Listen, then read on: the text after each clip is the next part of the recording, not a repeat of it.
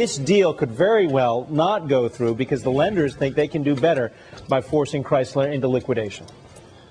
Adam Shapiro, thank you so much for that. Let's bring in a guest on this. Peter Kaufman, president of the Gordian Group, head of the firm's restructuring and distressed practice, joining us now from Washington, D.C.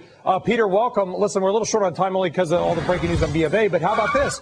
You think the debt holders are going to accept 22 cents and that equity stake and what not be a stake in zero up from 15 cents? They're looking for a lot more, aren't they?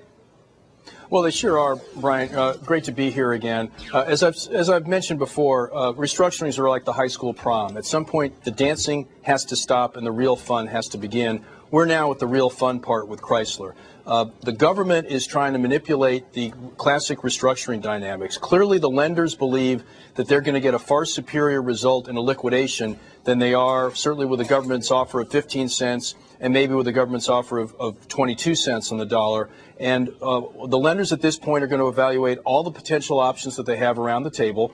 They're going to look out for their economic self-interest. But what I find so interesting about this situation, Brian, is that it highlights just why the government shouldn't be in the business of owning shares in private companies. You've got 4 banks here of the lender group that are TARP banks: J.P. Morgan, Morgan Stanley, Goldman Sachs, Citi, where the government either owns common or preferred shares. You'd think that the common and preferred shares would want to see the banks maximize their value in any given situation. And if I were the shareholders of those banks, the non-government shareholders, I'd be screaming that that's exactly what I want to see them do. On the other hand, the government has a policy goal here, which they don't want to see Chrysler liquidate, and they would like the lenders to bend to the government's will about what they want to see happen here. And so you've got them going like this. I think it's very interesting. And we just heard in our previous story on B of A, we're learning what the government is capable of, Peter, but it's because not all creditors are TARP banks, the government doesn't have complete control. And if I'm a creditor and I think I can get 50 cents on the dollar in liquidation, there's no way in hell I'm taking 22 cents and some phantom equity stake.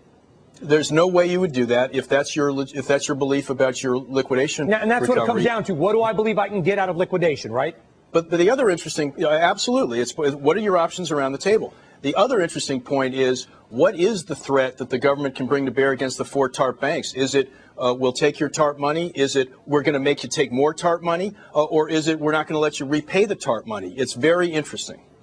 Peter Kaufman of the Gordian Group. We got to leave it there. A little bit tight on time. We'll get you back on soon, Peter, because I know the story's got a couple more days going to heat up. Peter, thank you so much.